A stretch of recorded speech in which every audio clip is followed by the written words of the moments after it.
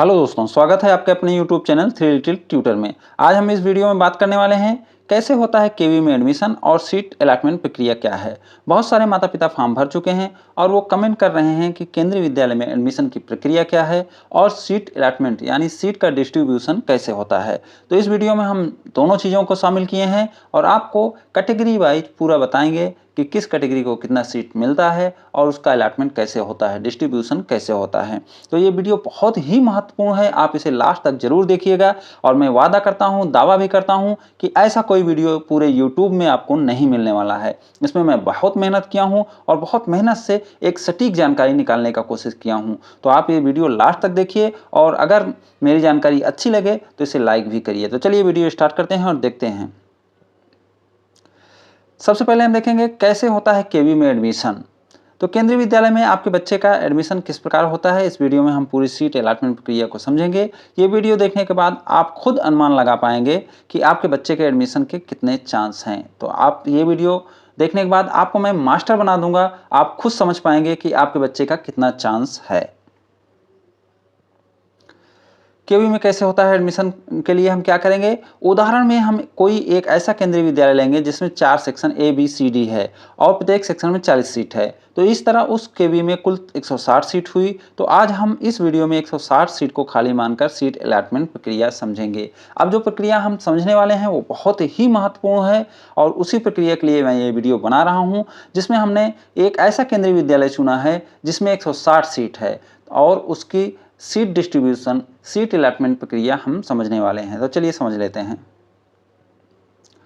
तो seat allotment प्रक्रिया आसान भाषा में, तो ये केंद्रीय विद्यालय ऐसा है जिसमें 160 सीट है। देख रहे होंगे आप दाहिनी तरफ सबसे लास्ट में टोटल 160 सीट है। तो इसको हमने डिस्ट्रीब्यूट किया है। जनरल, ईडब्ल्यूएस और बीपीएल को 80 सीट मिला है, ओबीसी एनसीएल को 44 सीट मिला है, शेड्यूल कास्ट को 24 और शेड्यूल ट्राइब को 12 सीट मिला है। टोटल 160 सीट है। तो ये कैसे मिला है, ये उनके आरक्षण के बेस पर मिला है। जैसे ओबीसी एनसीएल को 27% है, शेड्यूल कास्ट को 15% है और शेड्यूल ट्राइब को 7.5% है। तो उसके हिसाब से मैंने ये सीट का डिस्ट्रीब्यूशन कर दिया है और इसी के अनुसार आगे की प्रक्रिया, आगे की लॉटरी प्रक्रिया हम कराएंगे। तो जैसे आप जानते हैं कि सबसे पहली लॉटरी जो होती है वो आरटी कोटे की होती है, जो 25% के लिए होती है। तो सबसे पहले लॉटरी जो होगी उसमें सीट का डिस्ट्रीब्यूशन कैसे होगा वो हम देख लेते हैं। तो सबसे पहले जो लॉटरी होगी वह आरटी कोटे की होगी और इसमें मान लीजिए जनरल, ईडब्ल्यूएस या बीपीएल से 15 लोग सिलेक्ट होते हैं और ओबीसी एनसीएल से 12 लोग सिलेक्ट होते हैं, शेड्यूल कास्ट से 8 लोग सिलेक्ट होते हैं और शेड्यूल ट्राइब से 5 लोग सिलेक्ट होते हैं।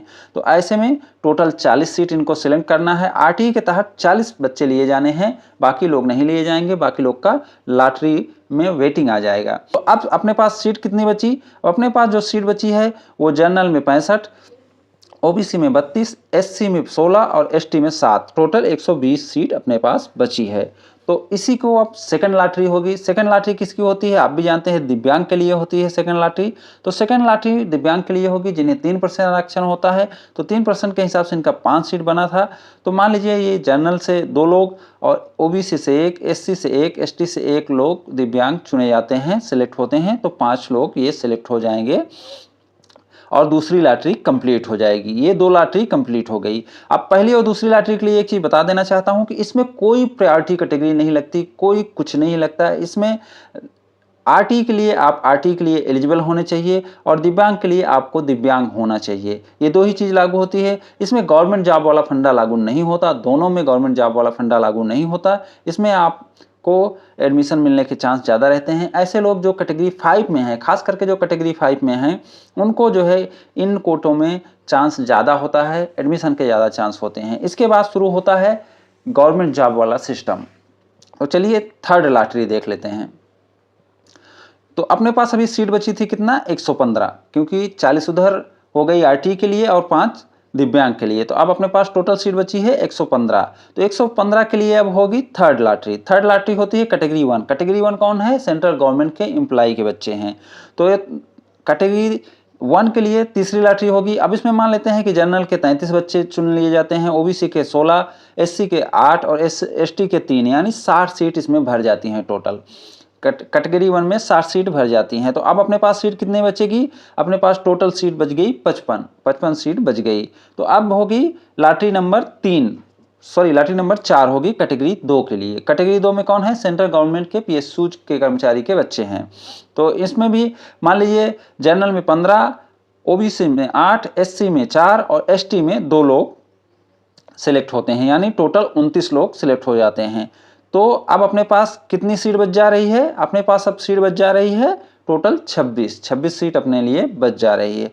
अब 26 सीट के लिए जो लॉटरी होगी वो बहुत ही महत्वपूर्ण है, उसको आपको समझना बहुत ही महत्वपूर्ण है। अब ये जो 26 सीट के लिए है, इसके लिए अब सेंट्रल गवर्नमेंट के एम्प्लॉय का हो चुका है, लेकिन अब स्टेट गवर्नमेंट के एम्प्लॉय का लॉटरी नहीं होगा। उसके पहले किसका लॉटरी होगा? एससी एसटी ओबीसी के लिए। अभी तक आप देख रहे थे कि एससी एसटी ओबीसी में भी अभी भी कितनी सीट बची है? ओबीसी में 7 सीट बची है, शेड्यूल कास्ट में 3 सीट बची है और शेड्यूल ट्राइब में 1 सीट बची है।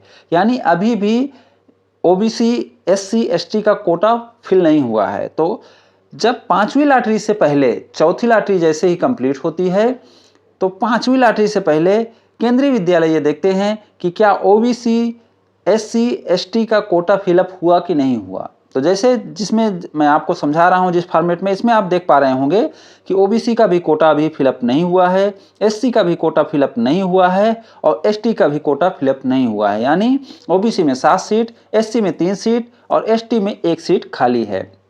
तो अब ये सीटें ही भरी जाएंगी। जो 5वीं लॉटरी है वो इन्हीं के लिए होगी, जनरल के लिए नहीं होगी। इसीलिए आप देख रहे हैं 5वीं लॉटरी में जनरल के नीचे 0 लिखा है और ओबीसी के लिए 7 और एसटी के लिए 3 और एससी के लिए 3 और एसटी के लिए 1 सीट लिखा हुआ है।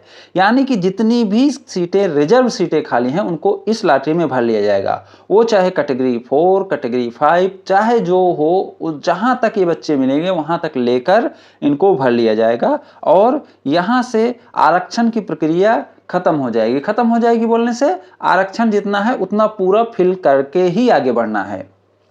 तो ऐसे में आप देख पा रहे होंगे कि स्टेट गवर्नमेंट से ज़्यादा एससी एसटी ओबीसी को लाभ मिल जाता है, क्योंकि अभी स्टेट गवर्नमेंट की लॉटरी नहीं हुई है, उसके पहले ये कोटा फिलअप हो रहा है।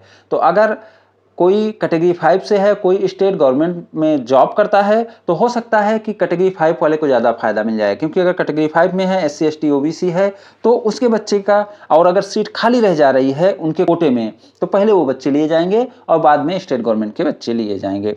तो अब ये समझ लेते हैं 5वीं लॉटरी जो एससी एसटी ओबीसी के लिए होगी।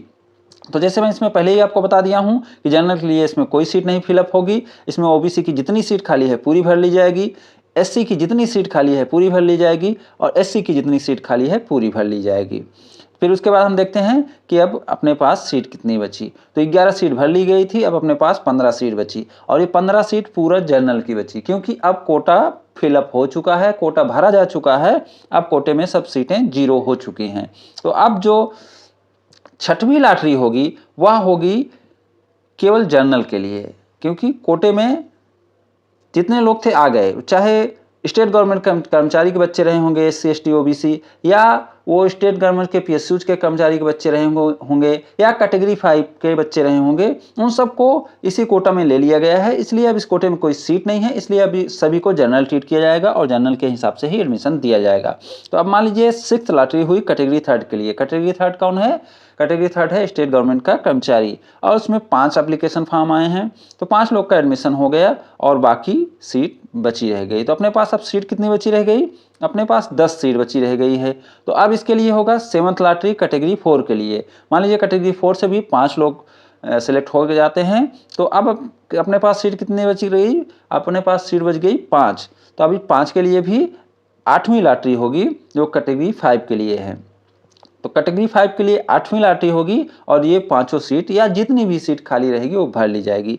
तो ये जो सीट का मैं सिस्टम बताया हूँ, ये अपने अनुमान से बताया हूँ, इसमें कम ज़्यादा हो सकते हैं, जैसे फॉर्म जहाँ ज़्यादा आएंगे ज़्यादा हो सकते हैं, जहाँ कम आएंगे कम हो सकते हैं, लेकिन सिस्टम यही रहता है, प्रक्रिया यही रहती है कि जो लॉटरी की प्रक्रिया आपको बताया हूँ ये प्रक्रिया यही रहेगी और सिस्टम यही रहेगा। इसी तरीके से आपके बच्चे का नाम आएगा।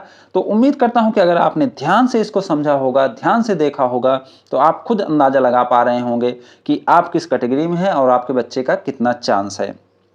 तो ये वीडियो बनाने का मेरा मकसद भी यही था कि आप खुद अपना अंदाज़ा लगा सकें, क्योंकि देखिए केंद्रीय विद्यालय क्या अलग अलग जगह में होते हैं, अलग अलग लोकेलिटी में होते हैं और अलग अलग उनका एटमॉस्फेयर होता है। एटमॉस्फेयर का मतलब जैसे मान लीजिए कहीं ऐसा जगह केंद्रीय विद्यालय है जहाँ केंद्रीय कर्मचारी ज़्यादा हैं, तो वहाँ अदर लोग को एडमिशन होने का चांस बहुत कम हो जाता है। और वहीं जहाँ ऐसे जगह का कोई केंद्रीय विद्यालय है जहाँ केंद्रीय कर्मचारी नहीं रहते हैं या जिला हेडक्वार्टर से दूर है, बड़े शहर से दूर है केंद्रीय विद्यालय, वहाँ जो है बच्चे को पढ़ाना नहीं चाहते, वहाँ दूर पड़ जाता है उनको जो केंद्रीय कर्मचारी हैं, तो वहाँ अदर के लिए ज़्यादा चांस बन जाता है। तो आप जहाँ हैं, आप अपने केंद्रीय विद्यालय को हमसे अच्छे से जानते हैं, इसलिए आप खुद अनुमान लगा पाएंगे, तो ज़्यादा बेहतर अनुमान लगा पाएंगे, इसलिए मैं ये वीडियो बनाया हूँ। वीडियो बहुत लंबा हो जा रहा है, इसलिए अब ये वीडियो को यहीं ख़त्म करते हैं। तो उम्मीद करता हूँ कि वीडियो आपको अच्छा लगा होगा। अगर ये वीडियो आपको अच्छा लगा हो तो इसे लाइक, शेयर एंड सब्सक्राइब करें। Thank you for watching.